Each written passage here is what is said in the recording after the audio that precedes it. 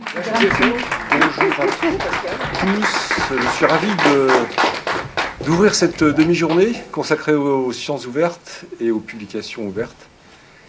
C'est quelque chose d'extrêmement important. Comme vous le savez, ou la plupart d'entre vous le savez, je viens des sciences exactes, dit-on. On a la pratique depuis très longtemps déjà d'afficher nos publications, et je pense que c'est une bonne chose que cet engagement pour des publications ouvertes, ça devienne quelque chose d'officiel, de demander évidemment par la France, l'Europe, etc., mais que formellement, finalement, l'Université Sorbonne Paris Nord s'engage dans ce dispositif. Et j'en profite pour remercier ceux qui ont participé à la mise en place de cette charte localisée, et puis aussi remercier ceux qui malheureusement sont absents parce qu'ils sont malades et pourtant qui vont œuvrer pour que cette charte existe. Donc c'est quelque chose d'important effectivement pour tout le monde, qu'on puisse avoir une université qui reprenne ce qu'elle était à l'origine, ce qu'elle doit être, ce qu'elle doit continuer à être, ouverte à tous, et donc ouverte sur le monde, ouverte aux autres chercheurs aussi, et que donc les publications soient au maximum ouvertes pour tout le monde. C'est quelque chose qui me paraît vraiment essentiel, vraiment important, dans ce que doit être l'université, dans l'universalisme de ce que sont tous les savoirs. Mais au-delà de cette charte de sciences ouvertes, c'est aussi le moment de dire que l'université a signé l'appel de Dora pour une autre évaluation de la recherche.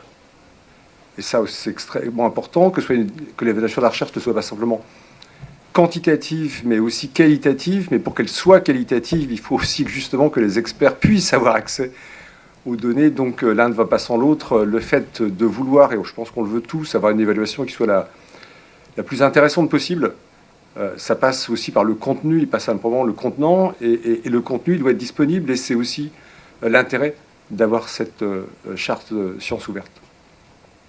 Donc c'est quelque chose qui me paraît vraiment essentiel. Encore une fois, que toutes les connaissances soient accessibles à tous. On a depuis quelques années, et j'en remercie d'ailleurs tout le personnel de la bibliothèque, parce que j'avais participé à quelques réunions il y a maintenant peut-être 10 ans, pour la mise en place d'un hall local. C'est important. À côté de Hall, il y a d'autres systèmes de gestion d'archives. Je sais que Hall, en France, est maintenant bien diffusé, y compris en sciences humaines et sociales, y compris dans d'autres domaines que les domaines traditionnels qui conservaient finalement les publications. Je sais aussi, et ça c'est important, et je pense qu'en France, on ne le fait pas assez, donc j'en profite aussi pour demander aux chercheurs, aux anciens chercheurs de s'y associer. Il y a maintenant de nouvelles publications qui sont en ligne, avec un comité éditorial qui est bénévole, sans doute, pas toujours, mais quelquefois, avec donc la possibilité de publier sans frais et avec une diffusion, à partir du moment où la publication est reconnue et acceptée, avec une diffusion ouverte à tous. Ça ne veut pas dire pour autant que le niveau de la publication est faible, j'en connais une en tout cas dans mon domaine, certes, qui est de niveau A+, quand on regarde les classifications, ce qui veut dire qu'on peut très bien faire de la très bonne science, des très bons éditoriaux, des très bons journaux, y compris sans passer par, c'est entre nous, les fourches codines de quelques éditeurs qu'on connaît bien, qui sont extrêmement chers.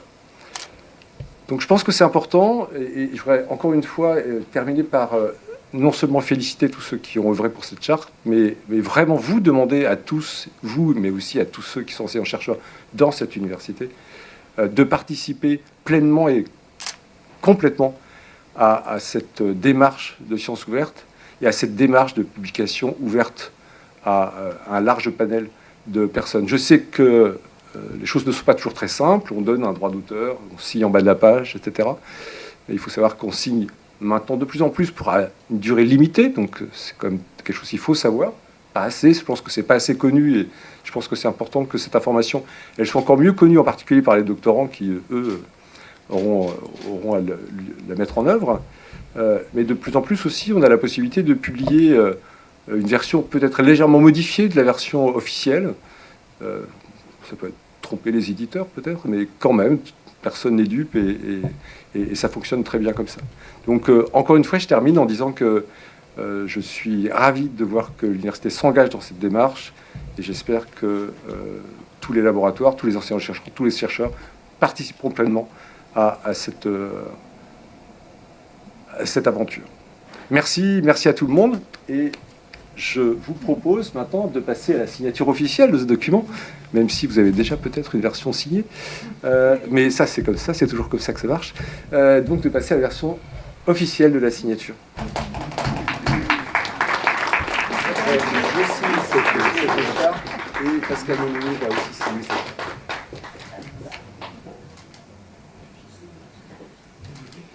Merci.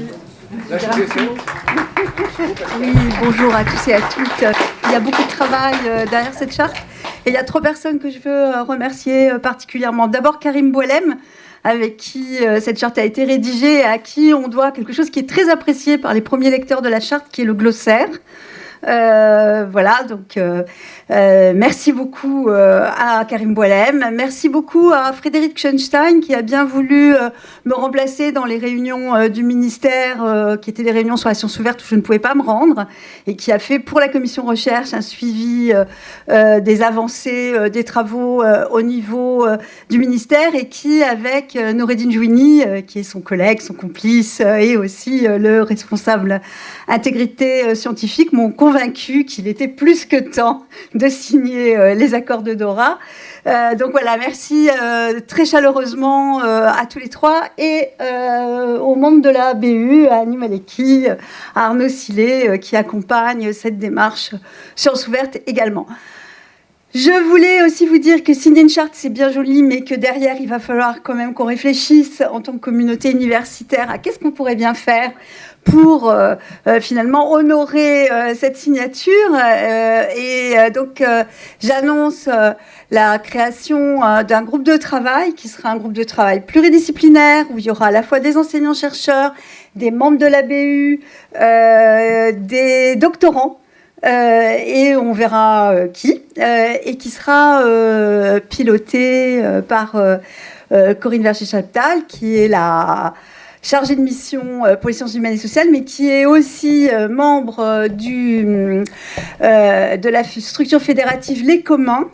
Et donc les communs, l'accès à la science pour tous, ça fait partie de cette problématique des communs. Et Corinne est particulièrement bien placée pour piloter ce travail, et je la remercie d'avoir accepté. Donc, Monsieur le Président, Madame la Vice-présidente, je vous remercie beaucoup d'être présent à cette manifestation et d'avoir signé cette charte qui, outre sa valeur symbolique, est extrêmement importante pour notre communauté, puisqu'elle marque vraiment notre engagement à tous dans la voie de la science ouverte, et qu'elle va nous permettre de fédérer, on en parlera un peu plus tard, de fédérer toutes sortes d'actions qui existent sur notre université, mais qui jusqu'à présent ne se faisaient pas dans un cadre. Donc cette charte est doublement importante pour nous. Et encore une fois, l'évaluation approchant, nous allons devoir travailler très fort pour voir comment passer outre un certain nombre d'exigences qui n'ont peut-être plus lieu d'être. Écoutez, merci beaucoup à tous. Merci. Merci.